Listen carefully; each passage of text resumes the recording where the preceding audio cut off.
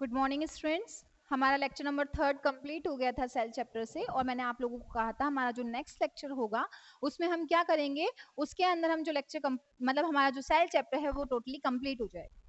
मैंने उससे पहले ये भी कहा है लास्ट में कि आप लोग जब अपना लेक्चर नंबर 4 पढ़ेंगे तो एक बार स्टार्टिंग तीनों लेक्चर्स को पढ़ लेना, रिवाइज कर लेना वापस से, ताकि लेक्चर नंबर 4 में आपको प्रॉब्लम नहीं है, क्योंकि यहाँ चैप्टर नंबर 4 मतलब जो आपका 6 चैप्टर है वो एंड हो जाएगा। तो स्टार्टिंग जो मैंने आपको एंड किया था लेक्चर नंबर 3 वही क्वेश्चन से किया था, और वही मैंने आपको एक बार वापस से शॉर्ट में समझा देना है। Ribosomes protein synthesis unit, mitochondria power house, endoplasmic reticulum RER तो प्रोटीन के लिए, और एसईआर किसके लिए होता है? जो एसईआर होता है ये होता है फैट के लिए। किसके लिए होता है? फैट के लिए। अब हम लोगों को जो नेक्स्ट पढ़ना है, जो हमारे नेक्स्ट ऑर्गेनेल्स हैं वो क्या है। अब हमारे जो ऑर्गेनेल्स बच रहे हैं वो बचते हैं गोल्गी या गोल्जी। कई बच्चे इसको गोल्गी अपैरेटस पढ़ते हैं और कई बच्चे इसको क्या पढ़ते हैं? Golgi, that is sorry Golgi bodies. Golgi bodies इसकी जगह आप लोगों की बुक में गोल्गी अपैरेटस भी लिखा हुआ हो सकता है, ठीक है। तो गोल्गी बॉडीज क्या है? कैमिलो गोल्गी नाम के एक साइंटिस्ट थे। क्या नाम था? Camillo Golgi.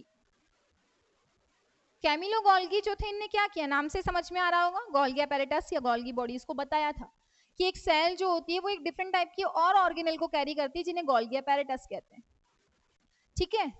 मैम होता क्या है? गोल्गी अपैरेटस क्या है?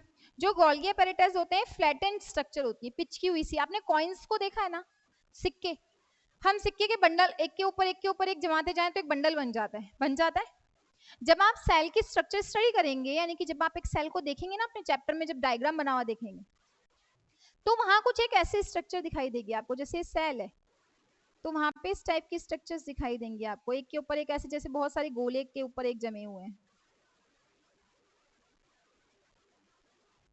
ठीक है।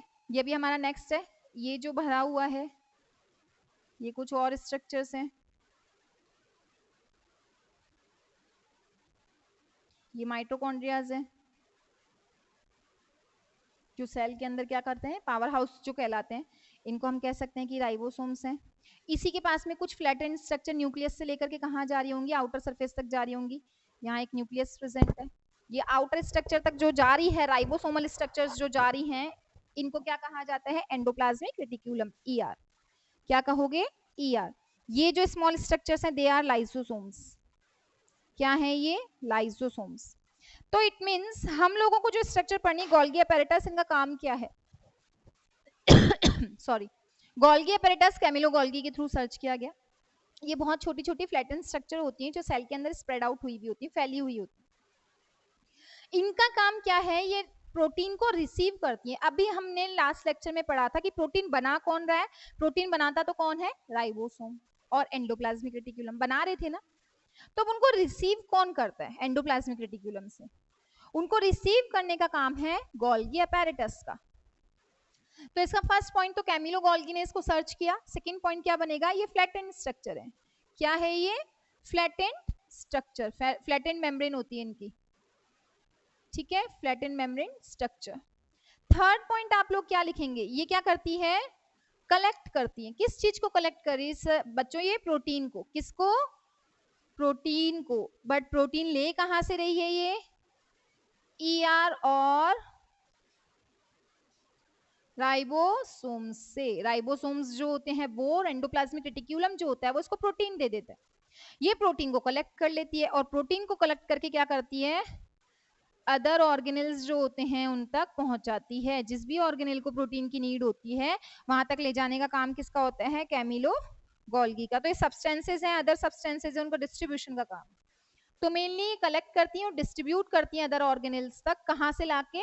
एंडोप्लाज्मिक रेटिक्यूलम में राइबोसोम से प्रोटीन को ला करके। तो ये हो गया गोल्गी अपैरेटस का काम, कि प्रोटीन को रिसीव करना, अदर सब्सटेंसेज जो हैं उनको रिसीव करना, और क्या करना? इधर उधर पहुंचाना। लेकिन ये पहुंचाती कैसे होंगी? खुला बन रहा है तो खुला ही पहुंचा देगी क्या? आप लोग सामान लेने जाते हो तो क्या चीनी को हाथ में लेके आ जाते हो क्या? नहीं ना, उसे एक पॉली बैग में डलवाते हैं। तो ये क्या करती है? पैकेज का काम भी करती है। फोर्थ पॉइंट जो बनेगा, ये क्या करती है? पैकेजिंग। क्या करती हैं? पैकेजिंग, सॉरी, पैकेजिंग का काम, पैकेज बनाती, छोटे छोटे से पार्टिकल्स को पैक कर लेती है और फिर उस प्रोटीन को पूरी बॉडी में या अदर सब्सटेंसेस जो हैं उनको पूरी बॉडी में सर्कुलेट करा देती है। समझ में आया यहाँ तक? ओके तो ये हो गया कैमिलो गोल्गी के थ्रू दी गई गोल्गी अपैरेटस की थ्योरी की एक छोटी छोटी फ्लैटेन मेम्ब्रेन लाइक फ्लैटेन मेम्ब्रेन की स्ट्रक्चर्स होती हैं, इनका काम कलेक्शन का होता है, कलेक्शन के बाद डिस्ट्रीब्यूशन का होता है, बट किस चीज के? प्रोटीन और अदर सब्सटेंसेस के डिस्ट्रीब्यूशन का। ये हो गए हमारे कैमिलो गोल्गी की गोल्गी अपैरेटस या गोल्गी बॉडीज। नेक्स्ट पॉइंट जो हमारा आएगा वो आएगा वैक्यूल्स। क्या आएगा बच्चों? वैक्यूल्स। तो हमारा जो 6 पॉइंट बनेगा वो बनेगा वैक्यूल्स। सुना है कभी वैक्यूल्स क्या होते हैं? कभी सुना? कोई बात नहीं, 8th में आपने नहीं सुना, अब आप 9th में पढ़ लीजिए, फिर 10th में इससे रिलेटेड कुछ है नहीं, बट फिर भी ऐसे नहीं कि नहीं है तो हम छोड़ देंगे। वैक्यूल्स, वैक्यूल्स जो है ये भी एक समथिंग गोल्गी अपैरेटस की जैसी, समथिंग एंडोप्लाज्मिक रेटिकुलम की जैसी, इस टाइप की सी फुली हुई सी स्ट्रक्चर है, जैसे कोई पॉलीबैग के अंदर हवा भर दे या पानी भर दे और उसको छोड़ दे सेल के अंदर, वैसी फूली हुई सी स्ट्रक्चर है। ठीक है, तो हम कह सकते हैं कि ये क्या है? कुछ बैग लाइक स्ट्रक्चर होती है। कैसी होती है बच्चों? Bag like. ये फर्स्ट पॉइंट। सेकंड पॉइंट बनेगा प्लांट सेल में, किसमें? प्लांट सेल में कैसी होती है? बिगर होती हैं। और आपका थर्ड पॉइंट बनेगा एनिमल सेल में ये स्मॉलर होते हैं या फिर एब्सेंट होते हैं। क्या होते हैं? स्मॉलर या एब्सेंट। तो जो वैक्यूल्स हैं ये दोनों सेलों में अलग अलग होता है। जो पेड़ पौधों वाली सेल है उसमें भी है वैक्यूल और एनिमल में भी है। एनिमल में या तो है ही नहीं और है तो बहुत छोटी छोटी सी है, ऐसे दिख रही है नहीं दिख रही, उस टाइप की सी है। जो बैग लाइक स्ट्रक्चर है तो फिर काम क्या होगा बच्चों? बैग में क्या करते हैं हम? किसी चीज को स्टोर करते हैं ना। तो इसका जो फोर्थ पॉइंट बनेगा वो क्या बनेगा? इस बैग वर्ड से इसका फोर्थ पॉइंट बनेगा ये स्टोरेज का काम करती है। किसका? स्टोरेज का। किसका काम करते हैं बच्चों? वैक्यूल्स जो है वो स्टोरेज का काम करते हैं। ठीक है, फूड को, वेस्ट को, हर चीज को स्टोर रखते हैं अपने पास। कोई सेल को फूड पार्टिकल सर्कुलेट कराना है, किसी को वेस्ट बन गया है तो सर्कुलेट कराना है। तो जो सर्कुलेशन का काम है स्टोरेज का, किस किस चीजों के स्टोरेज का? फूड मटेरियल या फिर वेस्ट मटेरियल जो है इसके स्टोरेज का काम जो है वो किसके पास है? वैक्यूल्स के पास।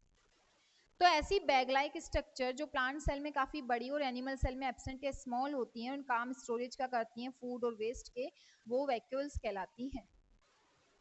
अब यहाँ पर जो ये पॉइंट लिखा है ना मैंने, ये क्वेश्चन पुट कर सकता है आपके लिए। मैम क्या क्वेश्चन आ सकता है? यहाँ क्वेश्चन आता है कि क्या रीजन है कि प्लांट सेल के अंदर जो न्यूक्लियस होता है ना वो तो बिल्कुल कोने में होता है। मैंने आपको स्टार्टिंग फर्स्ट लेक्चर में बताया न्यूक्लियस से रिलेटेड। और जो एनिमल सेल होती है ना उसके अंदर ये न्यूक्लियस कहाँ कहाँ होता है? सेंटर में होता है। इसका कोई रीजन है? इसका रीजन वैक्यूल्स ही है। क्या है? वैक्यूल्स। अब मैम ये कैसे हुआ? एक सेल बनाते हैं अपन और ये उसका न्यूक्लियस बना लेते हैं। अब यहाँ मैं एक बहुत बड़े साइज का बैग बना दूं तो ये इसको धक्का लगाएगा, फिर एक बैग आ गया वो भी इसको धक्का लगाएगा, तो खिसक के कहाँ चला जाएगा? ये कोने पे। तो हमने पढ़ा वैक्यूल जो है वो प्लांट सेल में काफी बड़े हैं, तो इसका न्यूक्लियस कहाँ होता है? कॉर्नर पे। कहाँ होता है? कॉर्नर पे। तो प्लांट सेल में बिगर होने के कारण इसका न्यूक्लियस जो है वो कहाँ खिसक जाता है बच्चों? कॉर्नर पे। कहाँ चला जाता है? कॉर्नर पे। जबकि एनिमल सेल में काफी छोटे होते हैं, ऐसे है या फिर है ही नहीं, तो ये पुश नहीं कर पाते, सीजन से न्यूक्लियस हमेशा कहाँ रहता है? सेंटर में। एनिमल सेल का न्यूक्लियस हमेशा कहाँ रहेगा? सेंटर में। यहां तक समझ में आया? तो ये हुआ हमारा 6 पॉइंट वैक्यूल्स। ठीक है, तो गोल्गी अपैरेटस हो गया, वैक्यूल्स हो गया। अब अगर हमारा राइबोसोम्स हो गया है, वैक्यूल्स, गोल्गी अपैरेटस, क्लोरोप्लास्ट, और उसके बाद में जो हमारा बचता है वो है cell wall. Chloroplast and cell wall. ये जो दोनों वर्ड है ना, ये प्लांट सेल से ही रिलेट करते हैं। किससे रिलेट करते हैं? प्लांट सेल से। तो अब हम कौन सा लेते हैं? हमारा 7th पॉइंट। कौन सा पॉइंट? 7th।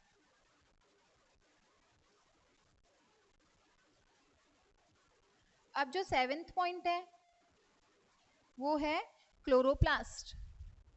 क्या है वो? क्लोरोप्लास्ट।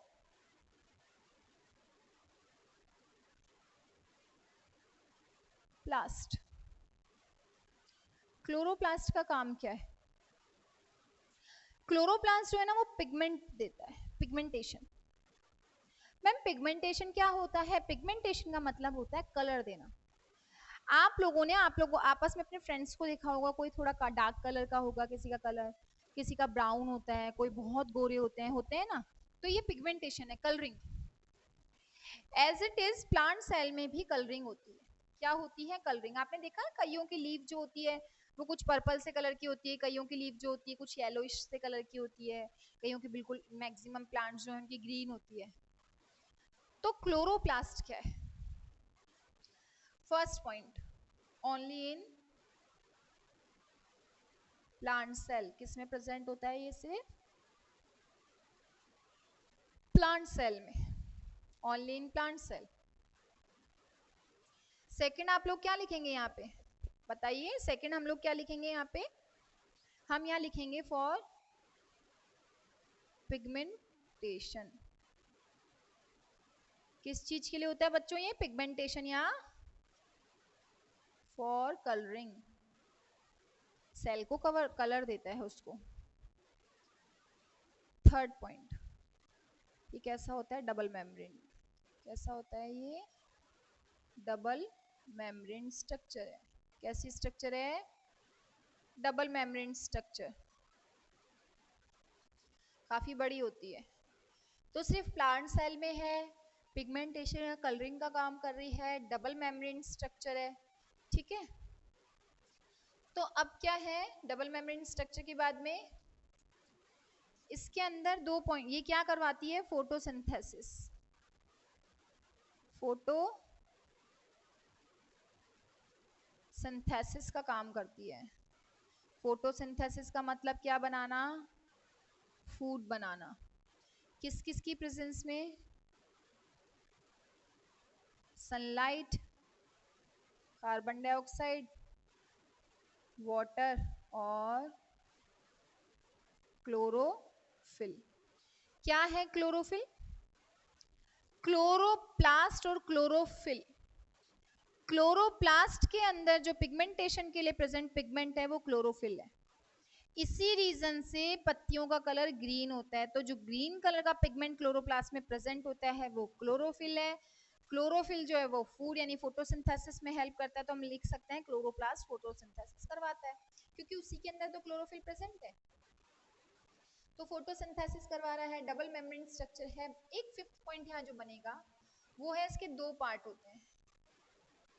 एक होता है ग्रेनम,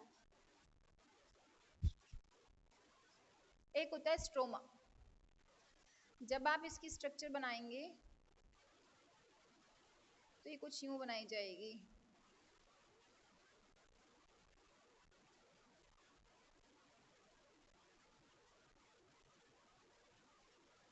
दिस इज ग्रेनम, इसे आप ग्रेना भी लिख सकते हैं। इसमें जो मैट्रिक्स फिल होता है वो स्ट्रोमा है। क्या है? स्ट्रोमा। ये जो है ये थाइलेकॉइड है। थाइलेकॉइड। मैम थाइलेकॉइड क्या है? 2 ग्रेनम बंडल्स के बीच में, यानी ग्रेनास के बंडल जो होते हैं उनके बीच में ब्रिज के जैसे जो ट्यूब प्रेजेंट होती है वो ट्यूब थाइलेकॉइड कहलाती है। तो ब्रिज का काम करता है 2 ग्रेनम बंडल्स के बीच। आया यहाँ तक समझ में? तो प्लांट सेल के अंदर ही क्लोरोप्लास्ट प्रेजेंट होता है। क्लोरोप्लास्ट है क्यों? इसके अंदर कुछ पिगमेंट्स प्रेजेंट होते हैं जो पिगमेंटेशन में हेल्प करते हैं।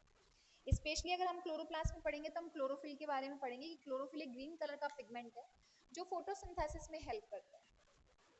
ठीक है, अब है कि मैम क्लोरोप्लास्ट ही होता है क्या? आप जब इसकी थ्योरी पढ़ेंगे तो आपको 2 पिगमेंट्स और मिलेंगे क्लोरोप्लास्ट के अलावा। इनको आप लिपिड्स में पढ़ोगे, तो आप चाहे 6 पॉइंट ही ले सकते हो कि लिपिड्स भी हो सकते हैं। Lipids first is chloroplast. अब हम लिपिड से कुछ एक्स्ट्रा क्वेश्चन नहीं आएगा, क्लोरोप्लास्ट से आएगा, बट फिर भी सेकंड और थर्ड, जो सेकंड है वो क्या है, जो सेकंड पॉइंट बनता है हमारा क्लोरोप्लास्ट के बाद में वो है ल्यूकोप्लास्ट। कौन सा प्लास्ट? ल्यूको। और एक बनता है कैरेटीन। क्लोरोप्लास्ट, ल्यूकोप्लास्ट और इसे आप क्रोमो लिख लीजिए, आपकी बुक में क्रोमोप्लास्ट है। क्या है? क्रोमो। मैम अब ये दो क्या आ गए? हमने पढ़ा कि प्लांट जो है उसकी पत्तियां हरे कलर की होती है बिकॉज ऑफ क्लोरोफिल, पढ़ा? तो जो क्लोरोफिल है वो क्लोरोप्लास्ट में प्रेजेंट है, बट क्लोरोफिल हर किसी में तो प्रेजेंट नहीं है ना।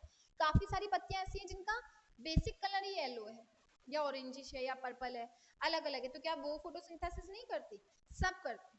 तो सबके अंदर पिगमेंटेशन, हर इंसान बराबर के कलर का नहीं होता, कोई गोरा है कोई काला है।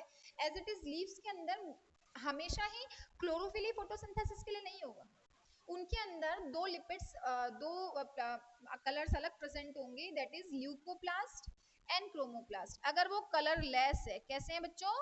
कलर लेस, येलोइश और भी डल कलर।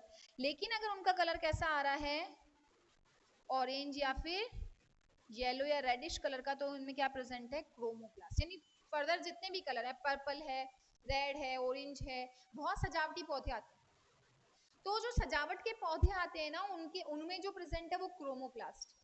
क्या है? क्रोमोप्लास्ट। तो ये कंप्लीट हुआ हमारा जो स्पेशली आपके पॉइंट है बुक के अंदर, दैट इज क्लोरोप्लास्ट। हमने जो क्रोमो, ल्यूको और जो क्रोमोप्लास्ट, ल्यूकोप्लास्ट और क्लोरोप्लास्ट पढ़े हैं, सॉरी वो लिपिड्स नहीं प्लास्टिड्स हैं, लिपिड्स मींस फैट होता है, बाय मिस्टेक मैंने लिपिड्स लिख दिया था, प्लास्टिड्स होंगे। तो प्लास्टिड्स जो हैं वो 3 तरीके के हैं, जिसमें से स्पेशली जो आपके क्वेश्चन आएगा वो क्लोरोप्लास्ट का आएगा। उसमें भी अगर क्वेश्चन पूछा जाएगा तो ग्रेनम और स्ट्रोमा का पूछा जा सकता है। आगे यहाँ तक आपको समझ में? तो हमारे जो नेक्स्ट 3 पॉइंट हुए वो क्या क्या हुए? एक गोल्गी अपैरेटस हो गया, एक हमारा ये प्लास्टिड्स हो गया जिसमें क्लोरोप्लास्ट हो गया, और एक वैक्यूल्स हो गया। अब जो हमारे पॉइंट्स बचते हैं वो एक सिंपल सा पॉइंट है, इसके बाद में वो है एनिमल और प्लांट सेल के अंदर डिफरेंस बताइए। एनिमल और प्लांट सेल में क्या डिफरेंस हो सकता है? क्या डिफरेंस होना चाहिए एनिमल सेल और प्लांट सेल में? इसके लिए हम लास्ट जो ऑर्गेनल पढ़ेंगे वो पढ़ेंगे सेल वॉल। क्या पढ़ेंगे? Cell wall. इसके बाद में सिर्फ डिफरेंसेस बचेंगे और आपका चैप्टर कंप्लीट हो जाएगा, बिकॉज आप जहां एंड करेंगे चैप्टर को वहां सेल, प्लांट सेल और एनिमल सेल के डिफरेंस के साथ ही करेंगे। ठीक है? तो हमारा जो नेक्स्ट पॉइंट बनता है वो क्या है?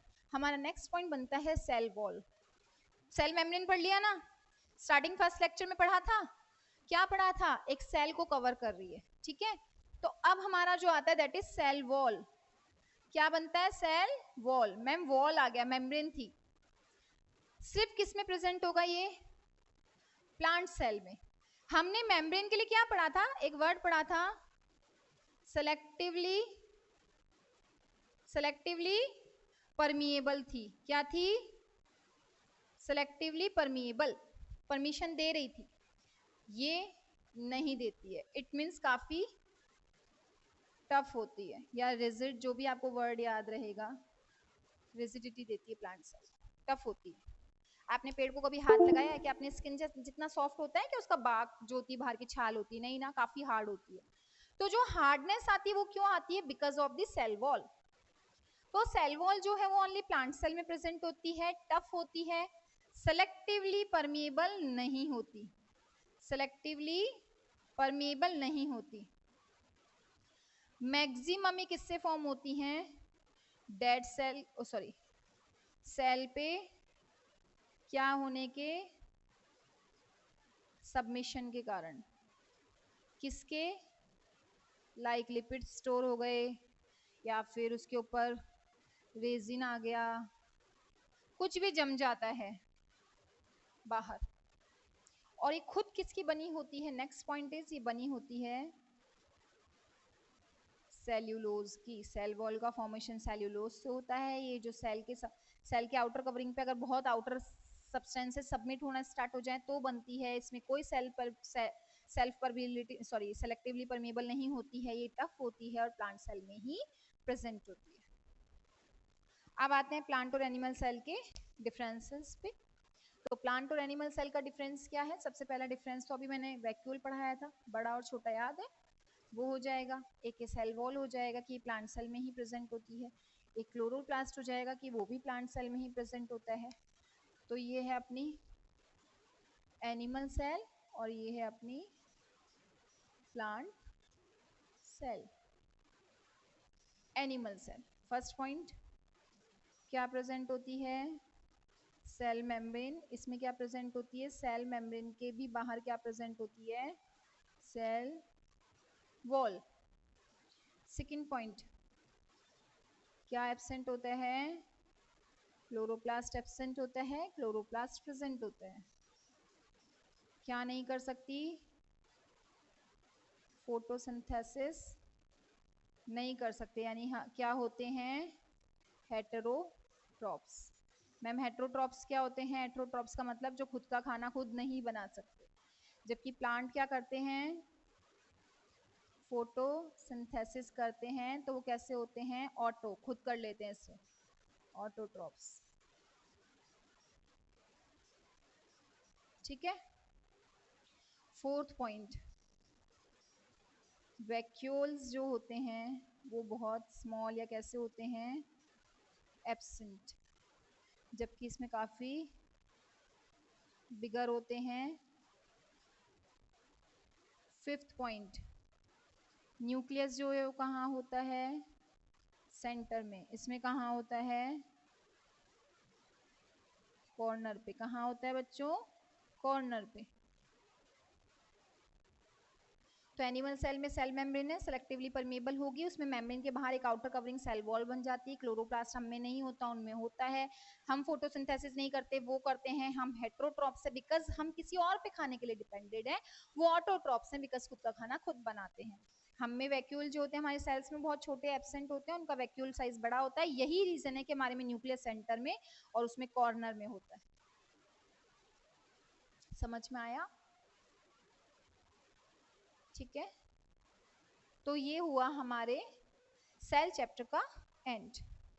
तो जो अब हम करेंगे वो है हमारे इन 6 टॉपिक्स से रिलेटेड या और जो भी पॉइंट बच रहे हैं उनसे रिलेटेड कुछ क्वेश्चंस। तो जब हम करेंगे वो मैं इनमें क्वेश्चंस लिख रही हूँ, आप लोगों को उन क्वेश्चंस के क्या करने हैं? आंसर्स लिखने हैं। ठीक है, तो यहाँ तक हमारा चैप्टर नंबर 6 कंप्लीट हुआ। इससे रिलेटेड अगर आपको कभी भी कोई क्वेश्चन में प्रॉब्लम आएगी तो आप ऑफलाइन ऑनलाइन कैसे भी मुझसे पूछ सकते हैं। ओके, वैसे बहुत ईजी चैप्टर है, आप इसको एक बार घर पे रिवाइज करेंगे तो प्रॉपरली आप कर सकते हैं। ठीक है बच्चों, ओके।